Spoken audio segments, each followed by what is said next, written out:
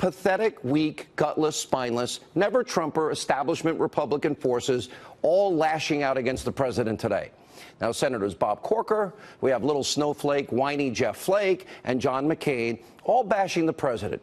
Instead of doing what? Focusing on passing tax reform for the forgotten men and women in poverty on food stamps and out of work in this country. Take a look.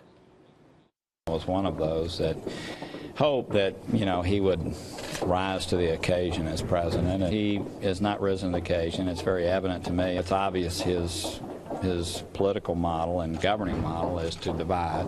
It's a sad place from my perspective for our nation, and I think the worst of it is going to be just the whole debasing, if you will, of our nation. We must stop pretending that the degradation of our politics and the conduct of some in our executive branch are normal.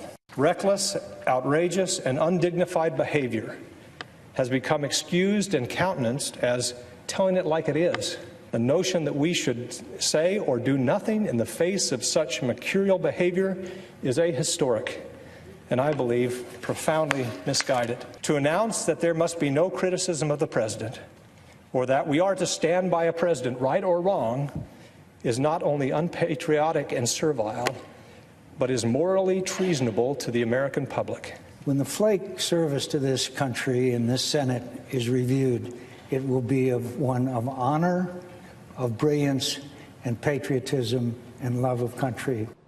Here's a simple truth. All three of these guys, they're inept, they're ineffective, they have completely failed to deliver on the promises that they made to their constituents and you, the American people, for years. These guys have accomplished nothing. And others like Ben Sasse, too.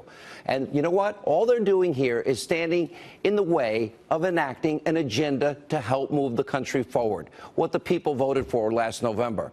And they're trying to be martyrs in the process. You want to be martyrs? You guys go right ahead. Here's my answer to all of you tonight. Good riddance, happy trails. Don't let the door hit you on the way out of town. Now, before his little stunt on the Senate floor, Senator Flake announced he wasn't going to be running for re-election in 2018. Now, here's part of the truth here. Flake is now trying to say his decision is all about President Trump. But here's the truth, because he lied today. At least he's not choosing to run again because back in August, Flake had an 18% approval rating among voters in Arizona. And another poll showed that he was losing to his chief Republican primary challenger, Dr. Kelly Ward, who would have crushed Flake in a primary had he had the courage to run. And then you got Bob Corker. He's done nothing but attack the president now for weeks. Bob Corker, he's stepping aside. He's not running again because he would have lost in Tennessee. So I have a suggestion for all you never-Trumper senators that are headed for the exits, people like Corker and Flake. You know what? Guess what? You guys, take your other colleagues with you. Mitch McConnell, goodbye. Ben Sasse, goodbye. John Cornyn, goodbye. Lisa Murkowski, Susan Collins. Either get the job done that you promised the American people, advance the president's agenda. What are the conservative values that the president is advocating for that you're unwilling to support? Many of you can retire and we'll all be happier. Now, the difference here between President Trump and these senators that I just listed is the president is a fighter. He's fighting for what he believes in. I like somebody fighting for the American people. And he's also somebody that is keeping his word, his promises. The Senate has done next to nothing to help the president keep his promises or help the American people or help the forgotten men in poverty on food stamps and out of work. Look at these statistics. The Senate has confirmed in about a year, since January, only 175 of President Trump's civilian nominees. Guess what? 229 have yet to be confirmed. How many vacations do these guys take? And during a similar time frame, President Obama had 359 nominees confirmed, over twice as much.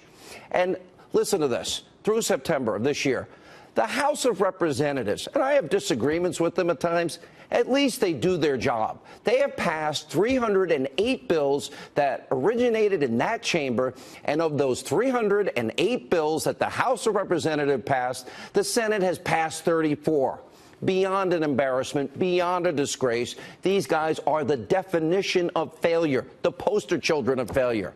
Now, Senate Republicans are no longer serving the American people. So you know what, Senator Flake? Bye. You know what, Senator Corker? See you later.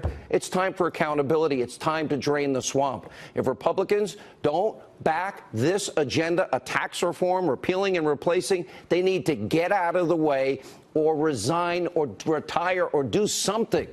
Because you know what? The only reason these people are now saying they're not running is because they can't win. And for all you never-Trumpers who are watching tonight, take a look at the side of your screen. They happen to be Donald Trump's accomplishments. Let's see. Pretty long list. Real, tangible accomplishments, promises made, promises kept. So what have you never-Trumpers done in this period of time? Have you helped the millions of forgotten men and women in this country that are suffering? Well, the answers are simple. You've done nothing other than help the Democrats obstruct the president at every single turn. And